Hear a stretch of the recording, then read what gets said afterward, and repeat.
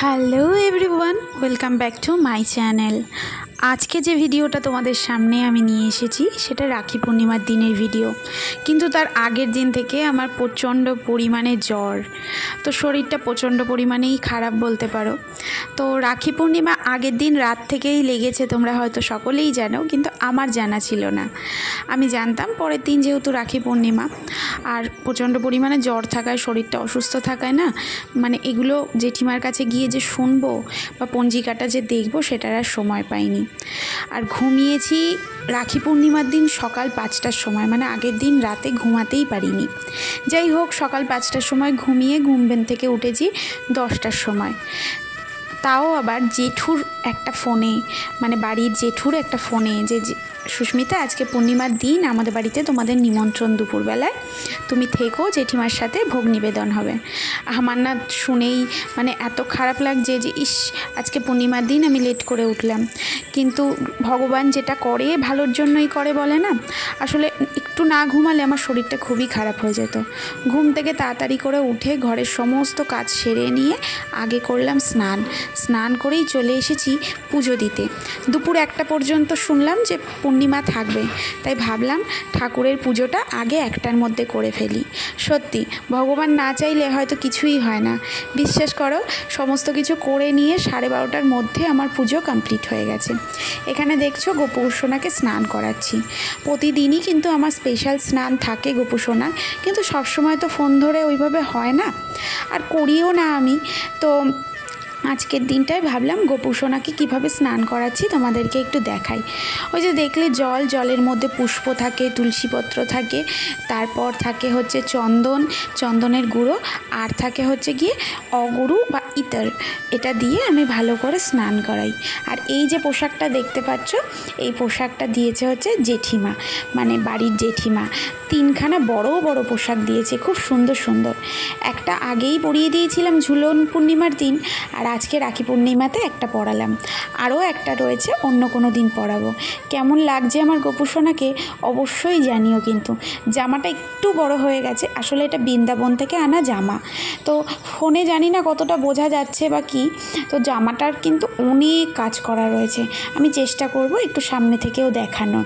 আর গোপাল সোনার কানে যে কানেরটা দেখতে পাচ্ছ, ওটা কিন্তু আমার নতুন ডায়মন্ড বসানো সেই কানেরটা। তো গোপাল সোনাকেই আমি ওটা দিয়েছি, ওটা পরবে। আর ভগবানের অর্পিত গহনা তো পরতে নেই আমি যতদূর জানি, তো ওটা গোপাল সোনার জন্যই আমি রেখেছি। আমি অ্যাকচুয়ালি ওটা ভেবে করিনি, আমি নিজের জন্যই ভেবে করেছিলাম। তো আনার পর থেকে না আমার মনে হলো যে গোপু সোনার কানেই ওটা বেশি ভালো মানাচ্ছে, তাই আমার নতুন সোনার কানেরটা এখন কিন্তু গোপু সোনার কানে। আর সম্পূর্ণ সাজিয়ে দেওয়ার পরে কেমন লাগছে অবশ্যই জানিও। এখানে আমি একটু ইতর মাখিয়ে দিচ্ছি জামাতে, মানে আতর যেটাকে বলে। তো এই দেখো সাজটা, পাগড়ি মুকুটটা কিন্তু একদম ম্যাচিং হয়ে গেছে। আর এখানে তারপর দেখো সব ঠাকুরকে স্নান করিয়ে শিবজিকে জল অর্পিত করে এখন আমি গনু দাদা আর হনু দাদা, 2 দাদাকে কিন্তু আমি রাখি পরাবো। আগের বছরও আমি রাখি পরিয়েছিলাম, দেখো এখনও পর্যন্ত কিন্তু ওদের হাতে রয়েছে সেই রাখি, আমি কিন্তু সেই রাখি খুলিনি। তো গনু দাদা আর হনু দাদাকে কিন্তু আমি রাখি পরাই প্রতি বছর। আমার মনে হয় আমার এত বিপদ, এত দুর্যোগ, সমস্ত কিছু থেকে কিন্তু সংকটমোচন করে এই 2 দাদা। হয়তো সময় নেয়, দেরি করে, বাট যেটা করে সঠিক করে, আর আমাকে সঠিক পথে রাখে, কখনোই অন্যায় পথে আমাকে যেতে দেয় না। তো আমার মতন কারা কারা আছো অবশ্যই জানিও। আর বিয়ের আগে না আমি গোপালকে রাখি পরাতাম, আমাদের বাড়িতে যে গোপাল রয়েছে তাকেই দেখো, এই যে গণেশের যে মূর্তিটা রয়েছে সেটা গনু দাদাকেই আমি পরাবো। তো গোপালকে আমি যেহেতু ভাই হিসাবে দেখতাম, আমাদের বাপের বাড়ির গোপালকে, তো আমি কিন্তু প্রত্যেক বছর যবে থেকে গোপাল এসছে আমি কিন্তু গোপালকেই রাখি পরাতাম। তো এখন এখানে আমি গোপালকে যেহেতু সন্তান রূপে পেয়েছি, তো আমার বিয়ের পরপরই বলতে পারো, আমার ঠাকুর প্রতিষ্ঠার পর থেকেই গনু দাদা আর হনু দাদাকে আমি হনুমানজি এবং গণপতি বাপ্পাকে আমি রাখি পরাই। তো সেটাও করলাম। আগের বছরের রাখিগুলোও রয়েছে, তো তার আগের বছরের রাখিগুলোও ছিল, কিন্তু ধোয়াতে মোছাতে গিয়ে না আমি খুলে রেখেছিলাম কখনো একটা সময়, তো সেটা আর পরানো হয়নি। আর এইখানে দেখো আমার গোপাল সোনাকে আজকে কেমন লাগছে রাখি পূর্ণিমার দিন, মুখটা দেখতে পাচ্ছ, কি খুশি খুশি। তো খুব সুন্দর করে সাজিয়ে দিয়েছি, এবারে ভোগ নিবেদন করব। তো আমার মানে শরীরটা খারাপ ছিল, কিন্তু সেবা করতে গিয়ে না এত মনটা ভালো হয়ে গেল তোমাদের কি বলবো। আর ফুল টুল দিয়ে সুন্দর করে সাজিয়ে সময়ের মধ্যে ঘুম থেকে উঠেই যে সবটা সেরে ফেলতে পেরেছি, মানে 10টায় ঘুম থেকে উঠে 12:30টার মধ্যে আমার কমপ্লিট। ঘরের সমস্ত বাসি কাজটা অবশ্য আগের দিন সেরে রেখেছিলাম, পরের দিন উঠে ঘরটা মুছে স্নান করে পুজো দিয়েই ঠাকুর পুজোতে বসে গেছিলাম। আর এখানে কর্পূর আরতি করছি, এর আগে ধূপ ধুনো দিয়ে আরতি করে নিয়েছি। আর আমার আজকে যে ক্যামেরাম্যান ছিল তার হাতটা প্রচণ্ড কাঁপছিল, তাই ভিডিওটা হয়তো সেভাবে করেনি, কিন্তু যতটুকু করেছে তার জন্য অনেক অনেক থ্যাংক ইউ। তো আজকে মনে মনে ভাবছিলাম যে দেখাবো কি না, তো ভাবলাম সবার জন্য দেখাই। এরপর আমি চলে এলাম ওপরে জেঠিমার কাছে। এখানে এসে দেখলাম গোপালকে সুন্দর, গোপাল নয় গোবিন্দ রয়েছে এখানে, রাধারানী রয়েছে আর রাধা মাধব রয়েছে, সকলকে সুন্দর করে সাজিয়েছে। এখানে লক্ষ্মী গণেশ সকলে রয়েছে। তোমাদের তো বারবার আমি জেঠিমার ঠাকুর ঘরটায় যখনই আসি চেষ্টা করি ভিডিও করে করে দেখানোর, তবে এমনি সময়ও অনেক সময় আসি। এই দেখো ঝুলনের যে দোলনা সেটাও সুন্দর করে সাজিয়ে রেখেছে। গোপালকে কিন্তু সিংহাসনে পুজো দেওয়ার পরেই জেঠিমাই ঝুলনের কয়দিন এই ঝোলাতে ঝুলায়। তো খুব সুন্দর সাজিয়েছে, দেখো কি সুন্দর লাগছে। এটা অ্যাকচুয়ালি দিয়া সাজিয়েছে, মানে জেঠিমার বৌমা, আমাদের নতুন বউ বাড়ির, তো ওই সাজিয়েছে। আর এখানে ভোগের জন্য সমস্ত ব্যবস্থা করছে জেঠিমা সকাল থেকে উঠে। তো আমি এসেও কিছু একটু গল্প টল্প করলাম, একটু হাতে হাতে একটু করে দিলাম। তোমরা অবশ্যই জানিও রাধা মাধব গোবিন্দ রাধারানীকে কতটা সুন্দর লাগছে, কি সুন্দর সাজিয়েছে। দেখো রাধারানীর বেনিটা দেখেছো কি সুন্দর না, খুব সুন্দর লাগছে। তোমরাও অবশ্যই কমেন্ট করে জানিও তোমাদের কেমন লাগছে। তো জেঠিমার সময় মতো সমস্তটাই গোছানো হয়ে গেছে। এবারে ভোগ নিবেদন, ভোগ আরতি, নাম কীর্তন একে একে জেঠিমা সবটাই করবে। স্বয়ং রূপং পদা মহাদরতি বন্দেহং শ্রী গুরু চিরজিত পদ কমলম।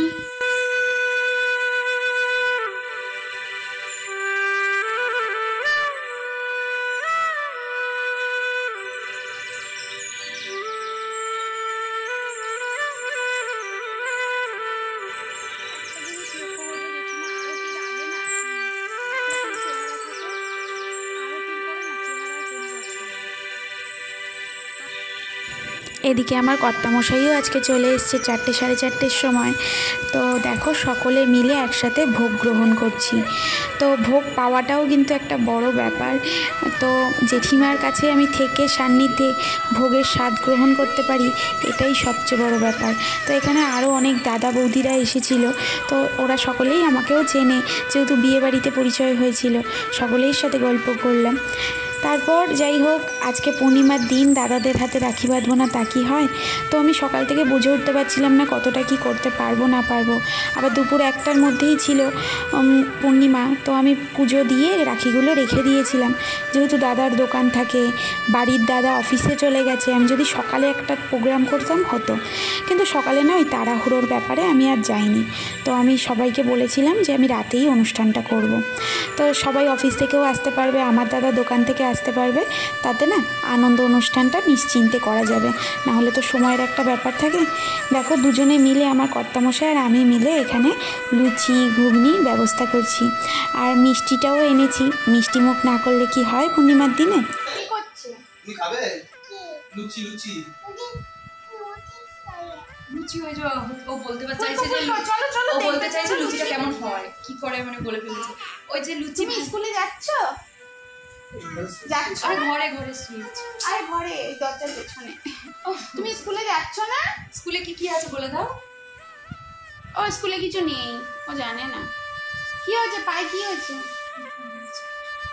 তুমি কটা রাখি পড়েছো দেখাও পিকে। পিসু কি করছে? পিসু আমাকে হেল্প করছে। আম্মা কোনটা পরিয়েছে দেখাও রাখি। দেখি আম্মা কোনটা পরিয়েছে। এইটা এইটা। যা যা পিসুর কাছে যা।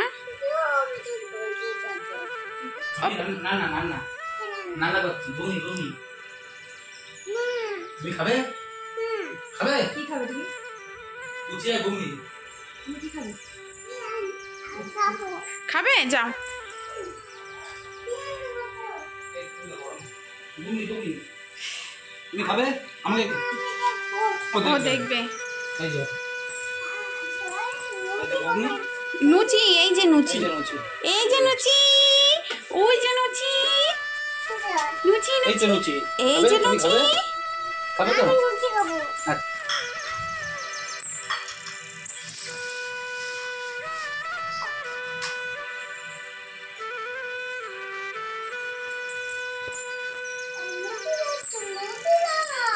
আরে ওকে একটা প্লেটে নুচি দাও তো, নুচি খাবে।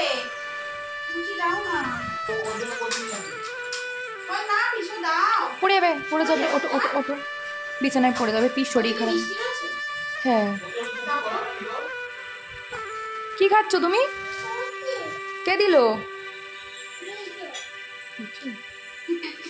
ভালো খেতে বাবা লুচি। লুচিতে পকেট, লুচির মধ্যে পকেট আছে। এই পকেটের মধ্যে কি আছে? বলো পকেটের মধ্যে লকেট আছে। পৃথ্বীরাজ চৌহান। ড্রেস খুঁজে পাচ্ছি না মনে হয়। তোমার কেউ আছে জানাশোনা করুন ড্রেস ভাড়া দেয়? কোথায় পাবো? কিরম ড্রেস বুঝেছো তো? মানে পাঞ্জাবি নিচটা ঘাগরার মতো। না ভাড়া দিলে ভালো হয়। এখন এ বাবা, ওর বাবাকে এ বাবা এ নাও কষ্ট করে ভাজছে কি? এটা কি ভাঙা যাবে? ওটা আমি জানি না। ওরম আমি জানি না, ওটা বললাম দিতে উনি ওরমই দিল।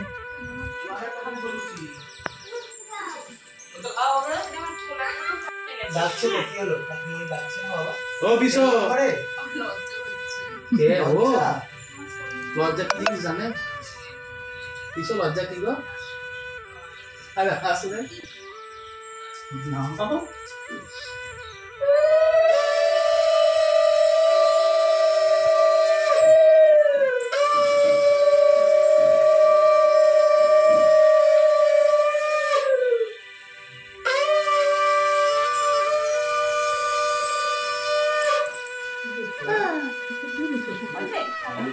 এটা দেড় ব্যাটারি এখানে আজকে কোনো ডায়েটের কোনো সিস্টেম নাই। এই তুমি তো ওটসের পরোটা করে আরে খেয়ে নাও, চুপচাপ বসে খেয়ে নাও। এটা করতে হয় আজকে দিনে। আর সাথে কি কুমড়ো ভাপা? না না না না। আর তুমি পড়াও তখন তুমি বাবা কি লজ্জা করে এই দিছো সবাই বলছে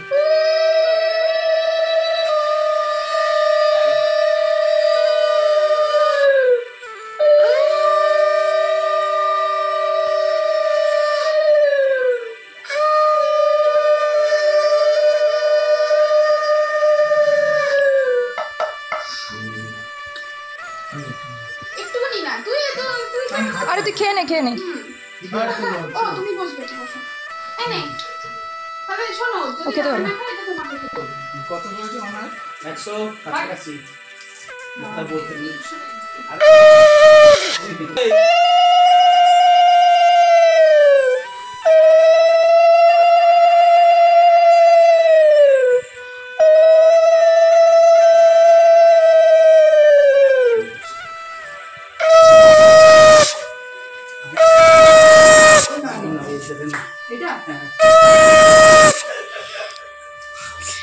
এইটা হচ্ছে কি সবচেয়ে ভালো। বলতে হবে কেন কেটেছে, বলো বলো কেন কেটেছে জানো? রান্না করতে গিয়ে এটা ধরে দিলাম হুম, বলে দাও বলো তাহলে রান্না করতে গিয়ে কাটবে, এটা কমন বিষয়।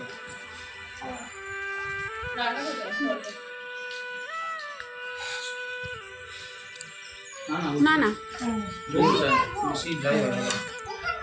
নিয়ে এসো সুস্মিতা, নিয়ে এসো ওকে একটু কাম দিচ্ছি ফটো তুলে দে তো। কত করে তাহলে আমি দেখবো না তাহলে কিছু আর দিস না আমি তার কথা বলবো না এই মিষ্টিটা খা দেখবো না আমি আর থাকবো বলো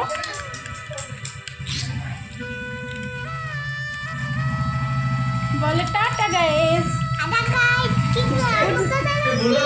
গুড নাইট বলো গুড নাইট না গুড নাইট বলতে হয় বলো তোমার বন্ধুরা দেখবে বলো গুড নাইট কালকে স্কুল নেই সানডে ছুটি গরম গরম রুটি যেমন খুশি থাকতে ভালো।